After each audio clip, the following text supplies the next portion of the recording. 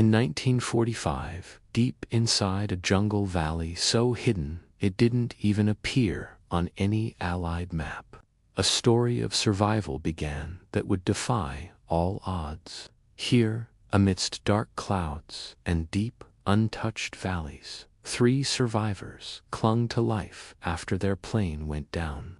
Their rescue would require a mission so insane, so utterly impossible, that no pilot in their right mind believed it could succeed.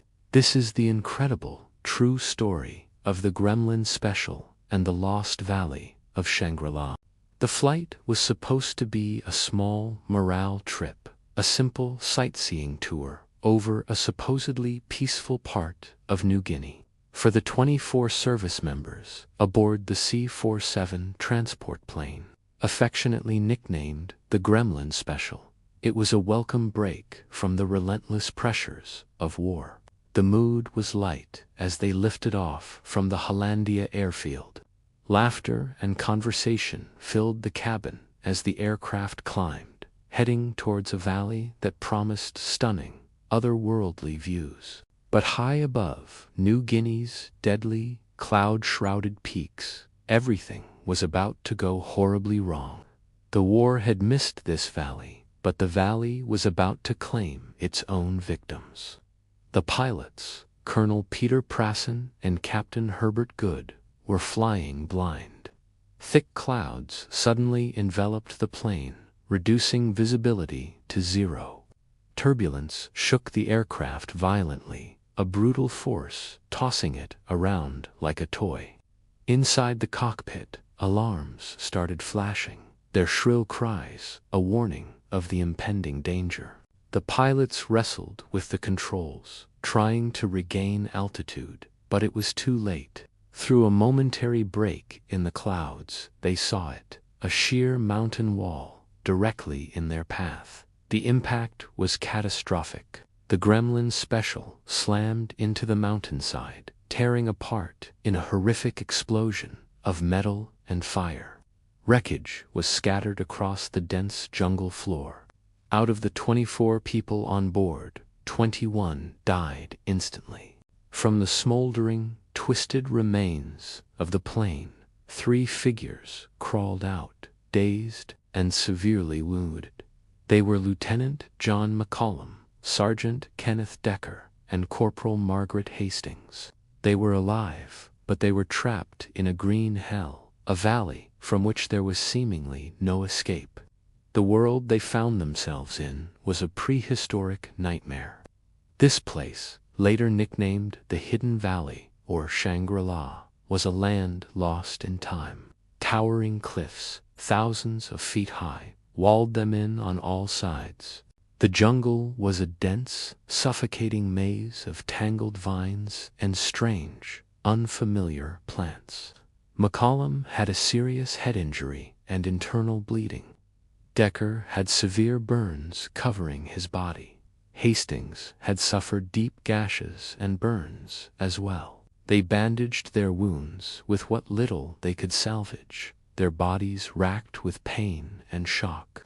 Smoke from the burning wreck rose into the sky, a faint signal of their disaster. But would anyone ever see it? They were utterly alone, stranded in a world that modern civilization had never touched. And they soon discovered they weren't the only inhabitants. Days turned into a grueling test of endurance. Their food was gone, their hope was fading. Then, one day, figures emerged silently from the trees. They were warriors from the Dani tribe, a people who had lived in this valley, isolated from the outside world for thousands of years. They carried long wooden spears and were adorned with intricate body paint and boar tusks. For the terrified survivors, this moment felt like their last. They expected hostility, a violent end to their ordeal. But what happened next was something they could never have predicted. Instead of aggression, the Dani people showed curiosity, and then, astonishingly, compassion. They examined the survivors' wounds with gentle hands, communicating through gestures. They brought them food, sweet potatoes, and other local vegetables, and led them to the shelter of their village. The Dani tribe, who had never seen a person with white skin before, became their guardians, tending to their injuries and protecting them from the harsh wilderness, all while the outside world had no idea if they were dead or alive. Weeks passed. Back at the Allied base, the Gremlin Special was officially listed as missing, presumed lost with all hands. But one determined officer refused to give up. He ordered relentless search patrols, and finally, a reconnaissance plane spotted a glint of metal and a thin column of smoke rising from the impossible valley. Hope surged through the command center. They were alive. The rescue mission was on. But the initial excitement quickly gave way to a daunting reality. Landing a plane in the valley was impossible. The cliffs were too steep, the jungle too thick. The only way in was to drop in by parachute. A team of Filipino-American paratroopers, known as the Film Commandos, volunteered for the perilous jump. They, along with medics, landed near the crash site and set up a makeshift camp. They brought medicine, food, and, most importantly, a connection to the world the survivors thought they'd never see again. The rescue team was in, but the biggest problem remained. How on earth were they going to get everyone out? The plan that was devised was nothing short of insane. The only way out was the way they came in, by air.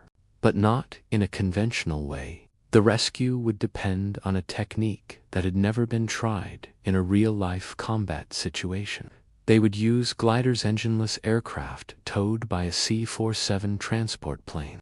The idea was for the transport plane to fly low over the valley, snatch the glider's tow rope with a hook, and literally yank it into the air, clearing the towering cliffs. It was an incredibly dangerous maneuver. A single miscalculation, a sudden gust of wind, and everyone would perish. The paratroopers, with the help of the Dani tribe, cleared a rough, short runway in the jungle. They called it the glider strip.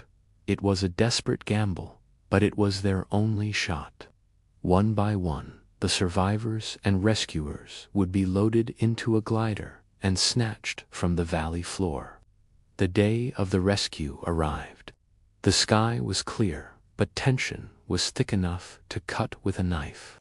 Corporal Margaret Hastings went first, along with two of the paratroopers.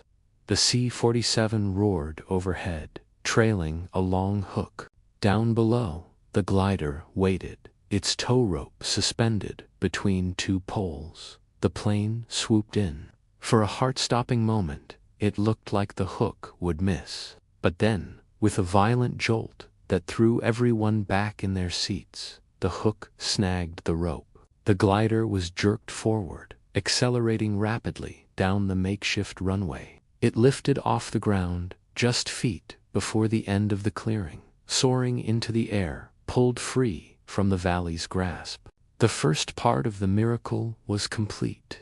The procedure was repeated 2 more times, each one just as nerve-wracking as the last.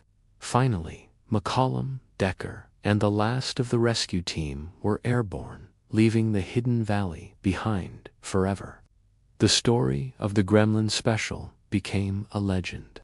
It was a tale of incredible luck, unimaginable courage, and the unexpected kindness of strangers from a lost world. The survivors, who had been given up for dead, returned home as heroes. The daring glider snatch rescue went down in aviation history as one of the most audacious and successful operations ever attempted. But perhaps the most profound part of the story is the bond that formed in that isolated Valia bond between wounded soldiers from a world at war and a gentle tribe that knew only peace. It serves as a powerful reminder that even in the darkest of times, in the most remote corners of the earth, humanity and compassion can be found where you least expect it. This incredible event, born from tragedy, revealed a hidden paradise and the remarkable people who called it home. Thank you for watching.